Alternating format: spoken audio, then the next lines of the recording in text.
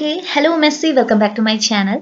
तो देखिए ना, आज का हमारा जो वीडियो लेक्चर रहने वाला है, इस पर हम अगेन हमारी ऑर्गेनिक केमिस्ट्री की यूनिट बायो ऑर्गेनिक केमिस्ट्री को आगे कंटिन्यू करते हैं।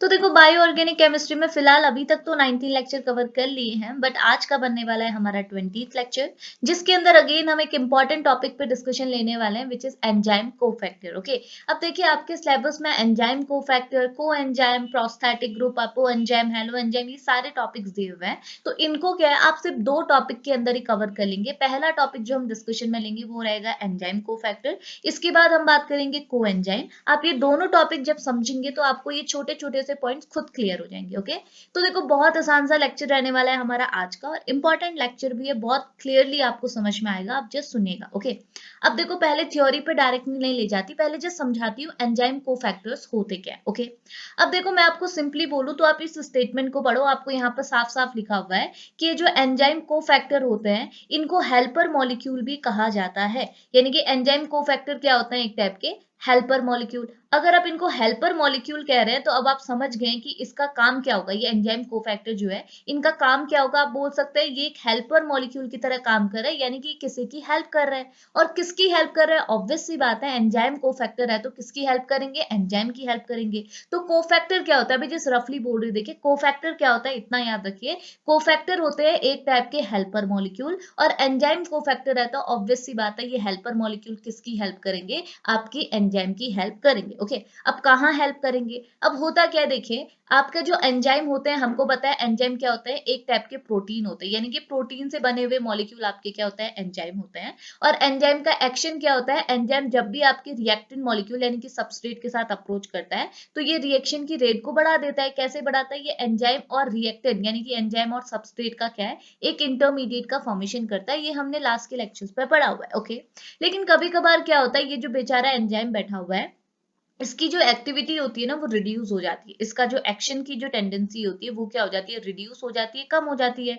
उसी एक्शन की टेंडेंसी को बढ़ाने के लिए, इसके एक्शन को क्या है, इसकी एक्टिविटी को क्या है, इनहेंस करने के लिए, बढ़ाने के लिए आपका एंजाइम क्या है, किसी की हेल्प मांगता है। और वो मॉलिक्यूल आपके क्या होते हैं, आपके होते हैं कोफैक्टर, और ये एंजाइम की हेल्प करते हैं, जिस वजह से हम इसे क्या बोलते हैं, हेल्पर मॉलिक्यूल। ओके, लेकिन आपको देखने को ये मिलेगा कि आपके जो एंजाइम होते हैं, हमने बोला ये प्रोटीन से बने होते हैं, तो ये एक टाइप के प्रोटीन केमिकल कंपाउंड होते हैं।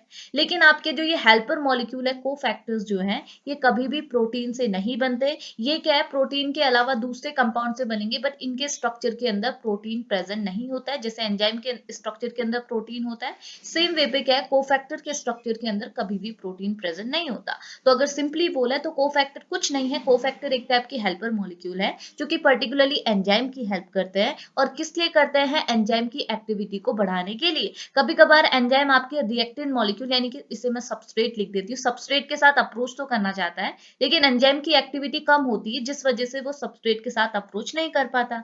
उस केस में इसको किसी की हेल्प चाहिए, और वो क्या होता है, कोफैक्टर। ये हेल्पर मॉलिक्यूल कोफैक्टर के पास जाता है, जो कि आपके एंजाइम की एक्टिविटी को बढ़ाता है, और एंजाइम और सबस्ट्रेट आपस में बाइंड करके रिएक्शन को आगे बढ़ाते हैं। अब आगे हम लोग क्या पढ़ेंगे, प्रॉपर्ली थ्योरी के साथ तो पढ़ेंगे, साथ ही साथ मैं आपको ये भी बताऊंगी ये कोफैक्टर किस टाइप के मॉलिक्यूल होते हैं, इसे प्रॉपर्ली लिखना कैसे है, कैसे आपका जो ये नॉन प्रोटीनस कंपाउंड जो कि आपका कोफैक्टर हेल्पर मॉलिक्यूल है, वो कैसे आपके एंजाइम की एक्टिविटी को बढ़ाता है, कैसे एंजाइम के साथ अप्रोच करता है, वो सारी चीजें अब हम लोग थ्योरी के साथ पढ़ते हुए चलते हैं। ओके, इतनी चीज तो क्लियर आ गई ना, रफली ऊपर से तो समझ गए हैं। अब थ्योरी के साथ चलिए देखिए क्या बोल रहा है। तो देखो फर्स्ट पॉइंट यहाँ पे क्या लिखा हुआ है, फर्स्टली ये बोल रहा है a cofactor is a non protein chemical compound that is required for the proteins biological activity. तो देखो कितना आसान है, ये बोला कोफैक्टर कुछ नहीं है, कोफैक्टर भी एक टाइप के केमिकल कंपाउंड है, जैसे आपका एंजाइम एक टाइप का केमिकल कंपाउंड है, वैसे ही आपका कोफैक्टर भी है। लेकिन एंजाइम भाई आपका प्रोटीन से बना है, लेकिन कोफैक्टर आपके प्रोटीन से नहीं बना होता है।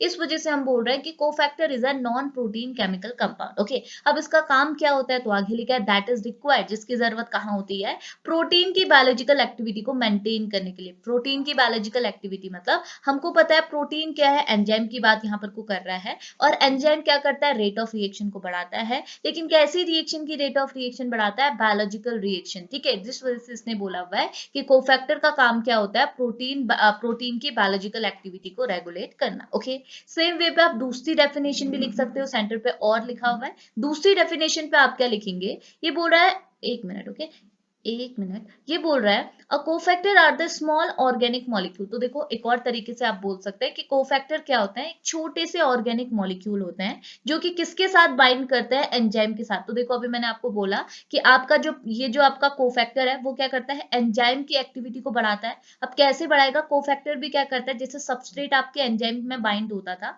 वैसे कोफैक्टर भी आपके एंजाइम में बाइंड होता है। अब वो कैसे होता है वो मैकेनिज्म के टाइम पे मैं आपको बताऊंगी। अभी जिस इतना इतना सुनिएगा, ये पूरा कोफैक्टर एक टाइप के छोटे से ऑर्गेनिक मॉलिक्यूल होते हैं जिन जो क्या क्या करते हैं आपके एंजाइम के साथ, जिसकी एक्टिविटी उसे बढ़ानी है, जिसके लिए ये हेल्पर मॉलिक्यूल की तरह काम कर रहा है, उसके साथ क्या करता है, फर्स्टली बाइंड करता है। और जो ये बाइंडिंग होती है ना वो शॉर्ट पीरियड के लिए होती है। ऐसा नहीं होता है कि लंबे पीरियड के लिए आपका जो कोफैक्टर है वो एंजाइम के साथ जुड़ गया तो जुड़ गया, ऐसा नहीं होता। आपका कोफैक्टर क्या है, एंजाइम के साथ जुड़ेगा और एंजाइम के साथ जुड़ने के बाद क्या करेगा, अपनी हेल्पर मॉलिक्यूल है वो हेल्प करेगा। क्या हेल्प करेगा, आपके एंजाइम की एक्टिविटी को इनहेंस करेगा। तो यहाँ पे लिखा है, देखिए यहाँ पे लिखा है to enable and enhance their activity, यानी कि कोफैक्टर क्या करेगा, एंजाइम की एक्टिविटी को बढ़ाएगा। और जैसे एंजाइम की एक्टिविटी बढ़ जाएगी, आपका हेल्पर मॉलिक्यूल जो कि एंजाइम के साथ बाइंड किया था वो भी चले जाएगा। मतलब जैसे एंजाइम के सबस्ट्रेट से चला जाता है, जब भी रिएक्शन कंप्लीट होती है तो एंजाइम और सबस्ट्रेट आपके अलग अलग हो जाते हैं, एंजाइम बाहर निकल जाता है और सबस्ट्रेट एज अ प्रोडक्ट निकल जाता है। सेम वे पे ऐसा ही होगा कि कोफैक्टर भी एंजाइम के साथ जुड़ के एंजाइम की एक्टिविटी को बढ़ाएगा। जैसे एंजाइम की एक्टिविटी बढ़ जाएगी, आपका जो कोफैक्टर है वो भी सेपरेट आउट हो जाएगा, वो भी बाहर निकल जाएगा। क्लियर। अब इसको मैं अगर एक बार दिखाऊं तो आप यहाँ पे देखिएगा, तो देखो आप इस इमेज को देखिए, ये इमेज के थ्रू मैं आपको बताती हूँ कि कैसे आपका जो कोफैक्टर होता है वो एंजाइम के साथ जुड़ता है। अभी रफली बता रही हूँ, फिर आगे मैकेनिज्म के थ्रू देखेंगे।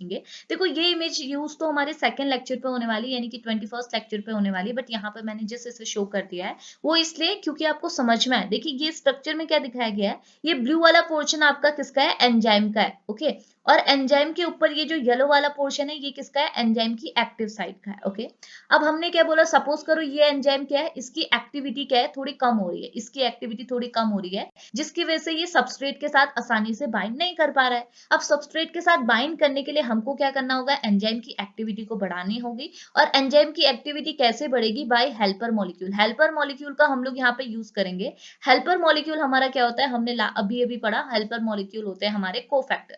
यानी कि यहाँ पे हम किसको इंट्रोड्यूस करेंगे, कोफैक्टर को। और मैंने जैसे डेफिनेशन में बोला, कोफैक्टर क्या करता है, आपके एंजाइम के साथ बाइंड करता है। तो अब कैसे बाइंड हो रहा है उसको आप यहाँ पे समझिए। देखिए यहाँ पे लिखा हुआ है, ये जो एक्टिव साइड है, एक्टिव साइड में भी आपका एक हेल्पर मॉलिक्यूल जुड़ता है जिसे हम बोलते हैं कोएंजाइम। ठीक है, यहाँ पे भी देखो ये पोर्शन पे ये एक्टिव साइट है ना, ये वाली, इस पे आपका ये जो ऑरेंज कलर का है ये भी एक टाइप का हेल्पर मॉलिक्यूल है। इसको हम नेक्स्ट लेक्चर पे पढ़ने वाले हैं। अब ये हेल्पर मॉलिक्यूल को आप पर्टिकुलरली नाम देते हैं कोएंजाइम, इसे हम क्या बोलते हैं, कोएंजाइम। ओके, लेकिन जो एक्टिव साइट है इसके अलावा एक दूसरा पोर्शन है जहां पे एक और हेल्पर मॉलिक्यूल जुड़ा हुआ है, और इस हेल्पर मॉलिक्यूल को हम क्या बोलते हैं, कोफैक्टर। तो देखो अभी हम पर्टिकुलरली कोफैक्टर पढ़े, नेक्स्ट लेक्चर पे हम कोएंजाइम पढ़ेंगे। अगर आप देखेंगे तो ये दोनों ही आपके हेल्पर मॉलिक्यूल होते हैं, लेकिन ये दोनों का हेल्प करने का तरीका अलग अलग होता है। जैसे अभी हम बात कर रहे हैं सिंपली कोफैक्टर पे, तो इतना ध्यान रखिएगा, कोफैक्टर क्या है, एक्टिव साइट पे बाइंड नहीं होता। एक्टिव साइट के अलावा एक दूसरी साइट है जहां पे आपका कोफैक्टर बाइंड कर रहा है आपके एंजाइम के साथ,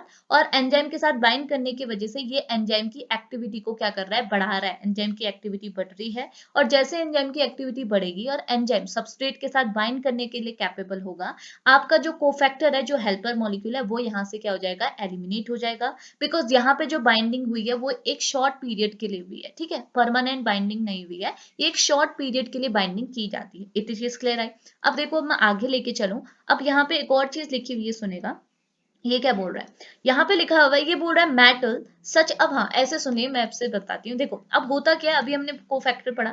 अब देखो ये जो आपके कोफैक्टर होते हैं ना, इनको आप दो क्लास में क्लासिफाई करते हैं। दो टाइप के आपके कोफैक्टर होते हैं, एक होता है आपका इनऑर्गेनिक कोफैक्टर, एक होते हैं आपके ऑर्गेनिक कोफैक्टर। ओके, अब इनऑर्गेनिक कोफैक्टर्स क्या होंगे, तो ये बोल रहे हैं आपके जो मेटल्स हो गए, जैसे आपका मैग्नीशियम हो गया, आपका मैग्नीज हो गया, जिंक हो गया, मोलिब्डेनम हो गया, कोबाल्ट हो गया, कॉपर हो गया, ये सारे के सारे क्या मेटल्स हैं। ये सारे सारे मेटल्स भी क्या है, एक टाइप के कोफैक्टर की तरह काम करते हैं। तो इनको हम कैसे कोफैक्टर कंसीडर करते हैं, इन्हें हम बोलते हैं इनऑर्गेनिक कोफैक्टर। ओके, इनके अलावा कुछ मॉलिक्यूल्स हैं जैसे विटामिन हो गया, ठीक है, विटामिन के दूसरे कंपोनेंट हो गए, ये सारे भी क्या है, कोफैक्टर की तरह काम करते हैं, हेल्पर मॉलिक्यूल की तरह काम करते हैं। तो इनको हमने एक सेपरेट क्लास दे दी, इसे हमने बोला ऑर्गेनिक कोफैक्टर। तो हमारे कोफैक्टर्स भी आपके कितने टाइप के होते हैं, दो टाइप के, ऑर्गेनिक एंड इनऑर्गेनिक। ऑर्गेनिक के अंदर आपके विटामिन वगैरह आ जाते हैं, और सॉरी, ऑर्गेनिक के अंदर आपके विटामिन वगैरह आ जाते हैं, और इनऑर्गेनिक के अंदर आपके मेटल जैसे magnesium, manganese, zinc, molybdenum, cobalt, copper वगैरह आ जाते हैं। क्लियर।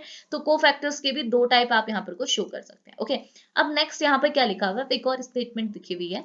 ये बोर्ड है सिंपली जो आपके कोफैक्टर्स होते हैं इनको आप हेल्पर मॉलिक्यूल बोलते हैं, जैसे मैंने आपको बता दिया, क्योंकि ये क्या करता है, एंजाइम के एक्शन को असिस्ट करते हैं, उनकी एक्टिविटी को बढ़ाते हैं। ओके, आगे लिखा है cofactor can be ions and organic molecule. जैसे हमने पढ़ा कि कोफैक्टर्स आपके क्या हो सकते हैं, आयंस भी हो सकते हैं, मेटल आयन भी हो सकते हैं, ऑर्गेनिक मॉलिक्यूल भी हो सकते हैं। अब एक चीज सुनिएगा कि अगर आपके कोफैक्टर क्या हो गए, ऑर्गेनिक मॉलिक्यूल हो गए, तो उस केस में आप अपने कोफैक्टर को क्या बोलेंगे, को एंजाइम बोलेंगे, जो हम लास्ट लेक्चर पे पढ़ने वाले हैं। जैसे अगर आप इस इमेज में देखेंगे तो हमने इस इमेज में क्या लिखा हुआ है, ये वाले पोर्शन में क्या लगा है, आपका कोफैक्टर लगा है, और कोफैक्टर के ऊपर क्या लिखा हुआ है, इनऑर्गेनिक। तो इनऑर्गेनिक कोफैक्टर यानी कि मेटल आयन की बात कर रखा है। तो ये मेटल आयन क्या होता है, आपके एक्टिव साइट के अलावा जो दूसरा पोर्शन है यहाँ पे जुड़ते हैं। ओके, लेकिन कोफैक्टर जैसे ही आपका ऑर्गेनिक हो गया, देखो यहाँ पे लिखा है ना ऑर्गेनिक कोफैक्टर, अगर आपका कोफैक्टर जैसे ही ऑर्गेनिक हो गया तो ऑर्गेनिक कोफैक्टर को हम क्या नाम देते हैं, कोएंजाइम, जो कि हम नेक्स्ट लेक्चर पे पढ़ने वाले। ये क्या बन गया आपका, कोएंजाइम। तो कोफैक्टर और कोएंजाइम समझ में आया, यहाँ पे क्या है, ऑर्गेनिक कोफैक्टर को ही आप कोएंजाइम बोलते हैं। इसको प्रॉपर्ली हम नेक्स्ट लेक्चर पे पढ़ेंगे, अभी जस्ट सिंपली इतनी बात रखी गई है। क्लियर हुआ ना। अब देखो, अब आगे देखिए, अब एक और पॉइंट यहाँ पे लिखा है, ये भी काफी इंपॉर्टेंट है, पहले इसे सुनिएगा। देखो यहाँ पे ये जो स्टेटमेंट है, ये आपको क्या बोल रहे हैं, देखो अभी तक जैसे हमने बोला कोफैक्टर क्या है, हेल्पर मॉलिक्यूल है, ये एंजाइम के साथ बाइंड करेगा और एंजाइम की एक्टिविटी को बढ़ाएगा, इतना भी हमने बोला। अब यहाँ पे आपको ये चीज बताई गई है कि कैसे आपका जो कोफैक्टर है, आपका जो हेल्पर मॉलिक्यूल है, वो एंजाइम की एक्टिविटी को बढ़ाता है। समझ में आया। अब पहले इसे थ्योरी के साथ समझो, उसके बाद इमेज के थ्रू दिखाती हूँ। देखो यहाँ पे लिखा हुआ है cofactor bind can also alter the structure of active site, यानी कि ये बोल रहा है जो आपका हेल्पर मॉलिक्यूल है, जो आपका कोफैक्टर है, ये जैसे आपके एंजाइम के साथ बाइंड करता है तो ये एंजाइम की क्या करता है, एक्टिव साइट को भी चेंज कर देता है। और जैसे ही एक्टिव साइट चेंज होती है वैसे ही क्या हो जाती है, एफिनिटी, किसकी, सबस्ट्रेट का एक्टिव साइट से जुड़ने की जो एफिनिटी है वो भी क्या हो जाती है, इंक्रीज हो जाती है। और जितनी जल्दी आपका सबस्ट्रेट एक्टिव साइट से जुड़ेगा उतनी जल्दी ही सबस्ट्रेट और आपके एंजाइम की बाइंडिंग होगी, और जितनी जल्दी बाइंडिंग होगी उतनी ही ज्यादा आपकी रेट ऑफ रिएक्शन होगी, यानी कि एंजाइम की एक्टिविटी बढ़ जाएगी। समझ में आया ना। अब देखो इसको अगर मैं आपको इमेज के थ्रू दिखाऊं तो और आसानी से क्लियर होगा। आप यहाँ पे जस्ट इमेज को देखिए, तो देखो अब इस इमेज को देखो, इस इमेज के थ्रू क्या अभी आपको बहुत सारी चीजें पता चलेंगी, बहुत सारी चीजें क्लियर होंगी। एक बार जस्ट सुनिएगा, ठीक है।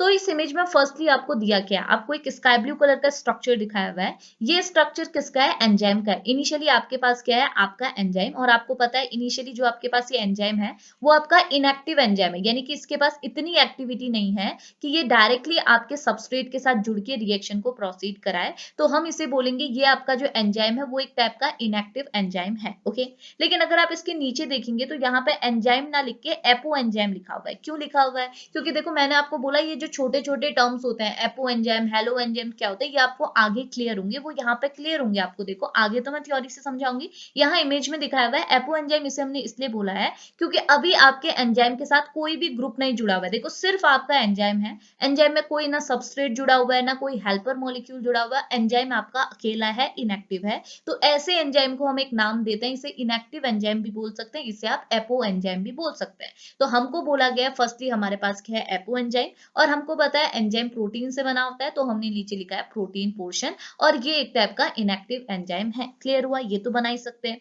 अब ये इनएक्टिव है तो इसको एक्टिव तो करना पड़ेगा, तभी तो इसका यूज है, अदरवाइज इसका तो कोई यूज ही नहीं है। तो इसको एक्टिव करने के लिए हमने रिएक्शन कंडीशन में क्या डाली, हमारे हेल्पर मॉलिक्यूल जो थे आपके कोफैक्टर। ओके, अब आप बोलेंगे हम डाल कोफैक्टर रहे हैं, हमने यहाँ कोएंजाइम क्यों लिखा है, क्योंकि देखो ये जो हमारे कोफैक्टर है, अगर मैं बोलूं ये हमारे एक टाइप के ऑर्गेनिक कोफैक्टर कोफैक्टर है, जैसे विटामिन वगैरह की हमने बात की। अगर ये इनऑर्गेनिक होते तो ये कोफैक्टर ही होते, लेकिन अगर मैं इसे ऑर्गेनिक कोफैक्टर कह रही हूँ तो मैंने जिसे बोला ऑर्गेनिक कोफैक्टर को आप को एंजाइम भी बोल सकते हैं, ठीक है। तो हमने रिएक्शन कंडीशन में क्या डाले, हमारे को एंजाइम यानी कि ऑर्गेनिक कोफैक्टर, जो कि हमारे एक नॉन प्रोटीनस कंपाउंड है। ये प्रोटीन से नहीं बने तो नॉन प्रोटीनस कंपाउंड हम इसे बोल सकते हैं, और इसे हम साथ ही साथ एक्टिवेटर भी बोल सकते हैं, क्योंकि इसका काम क्या है, एक्टिविटी को बढ़ाना। क्लियर हुआ। अब देखो होगा क्या, सबसे पहले हमारा क्या करेगा, को एंजाइम आपके एंजाइम के साथ बाइंड करेगा, सॉरी, ठीक है। अब बाइंड कहाँ करेगा, तो देखो जैसे मैंने बोला, जो आपके कोफैक्टर होते हैं, जैसे पहले की इमेज में मैंने दिखाया था, वो क्या है, मैंने बोला एक्टिव साइट के अलावा दूसरे पोर्शन से जुड़ते हैं, ओके। लेकिन कब जुड़ते हैं, जब आपके कोफैक्टर क्या होते हैं, इनऑर्गेनिक होते हैं। आप वापस से देख लीजिए, इस इमेज में मैंने आपको दिखाया कि जब आपके जो कोफैक्टर होते हैं वो कैसे होते हैं, इनऑर्गेनिक कोफैक्टर होते हैं, तो वो एक्टिव साइट के अलावा दूसरे पोर्शन से जाके जुड़ते हैं। लेकिन अगर आपके कोफैक्टर कैसे हो गए, ऑर्गेनिक हो गए, तो वो क्या करेंगे, एक्टिव साइट से जाके जुड़ेंगे। कोफैक्टर ऑर्गेनिक हो गए मतलब को एंजाइम की हम यहाँ पे पर्टिकुलरली बात कर रहे हैं। तो देखो वही चीज यहाँ पे भी दिखाया हुआ है। तो यहाँ पे क्या बोला गया, ये को एंजाइम हेल्पर मॉलिक्यूल अब क्या करेगा, एंजाइम के साथ बाइंड करेगा। कहाँ पे करेगा, एक्टिव साइट पे। तो सपोज करो इस एक्टिव साइट पे जाके आपका कोफैक्टर यानी कि आपका को एंजाइम हेल्पर मॉलिक्यूल यहाँ पे जुड़ गया। अब देखो अगर यहाँ पे आपका हेल्पर मॉलिक्यूल जुड़ गया तो आपके अब एंजाइम की एक्टिव साइट में तो चेंज आ गया, एक्टिव साइट की जो ज्योमेट्री थी वो अल्टर हो गई। अब एक्टिव साइट की ज्योमेट्री अल्टर हो गई तो आपका एंजाइम अब आपका क्या हो गया, एक्टिवेट हो गया। तो पहले जो एंजाइम इनएक्टिवेट था, अब वो आपका क्या हो गया, एक्टिवेट हो गया। और जो पहले एंजाइम आप एपो एंजाइम कह रहे थे, अब वो होलो एंजाइम में कन्वर्ट हो गया, ठीक है। अब होलो एंजाइम क्या होता है, तो देखो जब भी आपका कोई एंजाइम है उसके साथ कोई ग्रुप वगैरह जुड़ जाता है, कोई भी आपका हेल्पर मॉलिक्यूल वगैरह जुड़ जाते हैं, तो वो स्ट्रक्चर आपका क्या बोला जाता है, वो एंजाइम पर्टिकुलरली क्या बोला जाता है, होलो एंजाइम बोला जाता है। अगर ये जो हेल्पर मॉलिक्यूल है वो यहाँ से हट जाएगा तो वापस से ये एपो एंजाइम में कन्वर्ट हो जाएगा, ओके। अब हुआ क्या, देखो जैसे ही होलो एंजाइम में कन्वर्ट हो गया तो ये एक्टिवेटेड मॉलिक्यूल बन गया। अब ये एक्टिवेटेड इसलिए है क्योंकि इसकी जो एक्टिव साइड है, इसकी ज्योमेट्री अब आपके सबस्ट्रेट से मैच कर रही है। अब जैसे यहाँ पे सबस्ट्रेट मैच करेगा आपके एक्टिव साइड से एंजाइम की, तो हमको क्या मिलेगा, एंजाइम सबस्ट्रेट कॉम्प्लेक्स मिलेगा। और हमको पता है एंजाइम सबस्ट्रेट कॉम्प्लेक्स मिल जाएगा तो हमको पता है ये जो बॉन्ड है एंजाइम और सबस्ट्रेट के बीच में, वो एक टाइप का वीकर बॉन्ड है, नॉन कोवेलेंट बॉन्ड होता है, वीकर बॉन्ड होता है, आसानी से टूट जाएगा। अब जैसे ही बॉन्ड टूटेगा तो हमको हमारा एंजाइम तो एज इट इज मिल जाएगा, बिकॉज एंजाइम तो रिएक्शन में कंज्यूम ही नहीं होता ना। लेकिन सबस्ट्रेट किस में कन्वर्ट हो जाएगा, प्रोडक्ट में कन्वर्ट हो जाएगा, और रिएक्शन यहाँ पे कंप्लीट हो जाएगी। तो यहाँ पे देखो बाय इमेज मैंने आपको बताया कि को एंजाइम जो आपका ये कोफैक्टर मॉलिक्यूल है, इनका फंक्शन क्या होता है, ये रिएक्शन को कैसे, रिएक्शन में जो एंजाइम है उसकी एक्टिविटी को कैसे इनहेंस करते हैं, ठीक है। तो अब देखिए ये इमेज को आप ऐड कहाँ पे करेंगे, तो देखो ये मैकेनिज्म तो आप समझ गए, बट इस मैकेनिज्म को आप दो तरीके से ऐड कर सकते हैं। पहले तो आप ऐड कर सकते हैं यहाँ पे, जहां पे हमने ये बात की कि आपका जो कोफैक्टर होता है वो कैसे आपकी एंजाइम की एक्टिविटी को बढ़ाता है, मैंने थ्योरी के थ्रू समझाया। तो इसके नीचे भी आप सेम इमेज ऐड कर सकते हैं, और चाहे तो आप मैकेनिज्म ऑफ एक्शन में भी डाल सकते हैं। मैकेनिज्म ऑफ एक्शन में सिंपली ये बताया गया है कि आपका जो कोफैक्टर होता है उसका एक्शन का मैकेनिज्म क्या है, ठीक है। अब अगर मैं इसको थ्योरी के साथ लेके चलूं तो थ्योरी भी बहुत आसान है। ये बोल रहा है many cofactor will sit in the enzyme active site and assess the binding of a substrate. मतलब ये क्या बोल रहा है, ये बोल रहा है जो ज्यादातर कोफैक्टर होता है, अब देखिए ज्यादातर कोफैक्टर में यहाँ पे इसका पर्टिकुलरली मतलब क्या है, ऑर्गेनिक कोफैक्टर से, किससे, ऑर्गेनिक कोफैक्टर से। क्यों, बिकॉज हमको पता है जो ऑर्गेनिक कोफैक्टर होता है इनको ही हम बोलते हैं कोएंजाइम, और जो आपके जो कोएंजाइम होते हैं यही आपके एंजाइम की एक्टिव साइट से बाइंड करते हैं। अगर ये आपका ऑर्गेनिक के बदले इनऑर्गेनिक होते, क्या होते, इनऑर्गेनिक होते, तो ये आपके ना कोएंजाइम कहलाते और ना ये एंजाइम की एक्टिव साइट से बाइंड करते, ये एक्टिव साइट के अलावा दूसरे पोर्शन से बाइंड करते। तो यहाँ पे बोल रहा है कि ज्यादातर जो आपके कोएंजाइम होते हैं ये क्या करता है, एंजाइम की जो एक्टिव साइट है उसके साथ बाइंड करते हैं, और बाइंड करने के बाद क्या करते हैं, एंजाइम और सबस्ट्रेट के बीच में कैसी बाइंडिंग है उसे क्या करते हैं, असेस करते हैं, ठीक है। और इसको हमने डायग्राम के थ्रू ऑलरेडी समझ लिया है कैसे करते हैं। वो क्या करते हैं, जो आपके कोफैक्टर होते हैं वो क्या करता है, एंजाइम की एक्टिव साइट की ज्योमेट्री को चेंज कर देते हैं, जिसकी वजह से आपका सबस्ट्रेट आपके एंजाइम की एक्टिव साइट से आसानी से बाइंड कर देता है और रिएक्शन प्रोसीड हो जाती है, ओके। अब यहाँ पे इसने दो टर्म लिखे हुए हैं, ये बोल रहा है अभी हमने जैसे पढ़ा apo enzyme and holo enzyme, ये क्या होते हैं, तो ये बोल रहा है जो आपका इनएक्टिव एंजाइम होता है, तो देखो देखो ये बोल रहा है एंजाइम जो पहले इनिशियली आपका इनएक्टिव था, इनएक्टिव क्यों था? क्योंकि उसमें एक्टिवेटर नहीं जुड़ा है। एक्टिवेटर क्या है? हमने भी तो पढ़ा अभी, जो आपके ये कोफैक्टर होते हैं, जो आपके ये कोफैक्टर होते हैं, ये जो कोएंजाइम होते हैं, जिसे आप हेल्पर मॉलिक्यूल बोल रहे हैं, जिसे आप हेल्पर मॉलिक्यूल बोल रहे हैं, इन्हीं हेल्पर मॉलिक्यूल को हम क्या बोलते हैं? एक्टिवेटर बोलते हैं। इन्हीं को हम क्या बोलते हैं? एक्टिवेटर बोलते हैं। क्यों? क्योंकि ये क्या करते हैं? एक्टिवेट करने का काम करते हैं। किसको एक्टिवेट करते हैं? देखो इनिशियली हमारा एंजाइम क्या होता है? इनएक्टिवेट होता है, और इन्हीं को एक्टिवेट करने का काम हमारा कौन करता है? कोफैक्टर करता है। तो ये बोलो जो एंजाइम इनिशियली आपका इनएक्टिव था उसे आप बोलोगे एपो एंजाइम, लेकिन जैसे इनके साथ कोफैक्टर जुड़ गया, जैसे इसके साथ एक्टिवेटर जुड़ गया, तो एक्टिवेटर क्या करेगा? आपके इनएक्टिव एंजाइम को भी एक्टिवेट कर देगा। तो जैसे आपका एंजाइम एक्टिवेट हो जाएगा, यानी कि जैसे आपके एंजाइम के साथ आपका कोफैक्टर एक्टिवेटर जुड़ जाएगा, उस एंजाइम को हम पर्टिकुलरली क्या बोलेंगे? होलो एंजाइम कहेंगे। एंजाइम तो सेम ही है, लेकिन एंजाइम जब अकेला है तो एपो एंजाइम, लेकिन एंजाइम अगर कोफैक्टर के साथ है तो उसे आप बोलोगे होलो एंजाइम। क्लियर हुआ? तो ये मैकेनिज्म ऑफ एक्शन को समझ सकते हैं आप, और इसमें भी सेम इमेज को ऐड कर सकते हैं। ओके, लास्टली देखो यहाँ पे एक और चीज लिखी हुई है। एक और चीज क्या लिखी हुई है? यहाँ पे आपको बताया गया है कि आपके कोफैक्टर्स कितने टाइप के होते हैं। वैसे तो समझ ही गए हैं, 2 टाइप के होते हैं, इनऑर्गेनिक एंड ऑर्गेनिक। इसको आप लिख भी लीजिएगा, खुद से लिख लीजिएगा, थ्योरी मटेरियल मैं आपके साथ शेयर कर दूंगी। यहाँ पे जैसे इसने एग्जाम्पल वगैरह विटामिन वगैरह के एग्जाम्पल डाले हैं, DNA, ATP, ADP, energetic molecule जो होते हैं इनके भी एग्जाम्पल डाले हैं, जो मेटल आयन जो है इनके भी एग्जाम्पल डाले हैं। इन्हीं को आप कोफैक्टर्स के क्लासेस के अंदर डालते हैं। लेकिन यहाँ पे अगर आप बात करेंगे तो एक और इंपॉर्टेंट चीज लिखी है कि कैसे। अभी तक तो हमने भाई सिंपली ऐसे समझा कि कोफैक्टर की क्या करेगा? आपके एंजाइम के जो एक्टिव साइट है उसकी ज्योमेट्री को चेंज कर दे रहा है। ज्योमेट्री की चेंज होने की वजह से आपका एक्टिव साइट आपके सबस्ट्रेट के साथ बाइंड कर रहा है। इसे हमने ऊपर ऊपर से ऐसे समझा, लेकिन अगर आप इसे एनर्जी के टर्म में समझेंगे तो क्या लिखेंगे उसको भी यहाँ पे इसने ऐड किया हुआ है। सुनेगा, ये बोल रहा है जो आपके कोफैक्टर होते हैं, ये लिखा हुआ है cofactor can reveal amino acid capable of donating as well as absorbing electron in active site. यानी कि बोल रहा है जो आपके कोफैक्टर होते हैं ये क्या करते हैं? अमीनो एसिड को रिवील करते हैं, जो कि किसके कैपेबल होते हैं? इलेक्ट्रॉन को डोनेट और इलेक्ट्रॉन को एब्जॉर्ब करने के कैपेबल होते हैं। और कहां पे? एक्टिव साइट में, एंजाइम की जो एक्टिव साइट है उस पोर्शन पे। अब इसकी वजह से होगा क्या? इसकी वजह से एक चीज होगी, यहाँ पर लिखा है lowering the energy required for the enzyme substrate to the product conversion and thus the increase the enzymes catalytic activity. कितना आसान है। ये बोलो देखो हुआ क्या, ये जो हमने अभी पढ़ा कि आपका जो कोफैक्टर होते हैं ये क्या करता है? अमीनो एसिड को रिवील करते हैं, जो कि किसके कैपेबल होते हैं? इलेक्ट्रॉन को आसानी से ये डोनेट भी कर सकता है, एब्जॉर्ब भी कर सकता है। कहां पे? एक्टिव साइट पे। ओके, जिसकी वजह से क्या होता है? जिसकी वजह से ये बोला जो आपका इंटरमीडिएट बना है, एंजाइम सबस्ट्रेट जो रिएक्शन कंडीशन में इंटरमीडिएट बनता है, और हमको पता है ये इंटरमीडिएट जाके आपके प्रोडक्ट में कन्वर्ट होता है। तो इस स्टेप की, इंटरमीडिएट से प्रोडक्ट के कन्वर्जन का जो ये स्टेप है, इस स्टेप की एनर्जी की वैल्यू क्या हो जाती है? इस वजह से कम हो जाती है। और अगर मैं बोलूं कि ये जो स्टेप है जहां पे प्रोडक्ट का फॉर्मेशन हो रहा है, इस स्टेप में एनर्जी की रिक्वायरमेंट कम है, तो मुझे पता है जितनी कम एनर्जी की रिक्वायरमेंट होगी उतनी ही जल्दी कन्वर्जन होगा। समझ में आया ना? जैसे ए है, यहाँ पे बी है, ठीक है, ए बी में कन्वर्ट हो रहा है, और अगर मैं बोलूं यहाँ पे एनर्जी की रिक्वायरमेंट जितनी कम होगी उतनी जल्दी आपका ए क्या है? बी में कन्वर्ट होगा। तो वही चीज है, इस वजह से क्या होता है? बोल रहा है एंजाइम सबस्ट्रेट जो इंटरमीडिएट है इसका प्रोडक्ट में कन्वर्जन के लिए जो एनर्जी की रिक्वायरमेंट होती है वो कम हो जाती है, और जितनी जल्द कम एनर्जी की रिक्वायरमेंट होगी उतनी ही फास्ट आपका क्या होगा? कन्वर्जन होगा। और जितना फास्ट आपका कन्वर्जन होगा उतनी ही ज्यादा आपकी रेट ऑफ रिएक्शन होगी, मतलब उतनी ज्यादा रिएक्शन का रेट बढ़ा होगा। और जितना ज्यादा रेट ऑफ रिएक्शन बढ़ा होगा तो आप बोल ऐसा सकते हैं कि रेट ऑफ रिएक्शन किसकी वजह से बढ़ा होगा?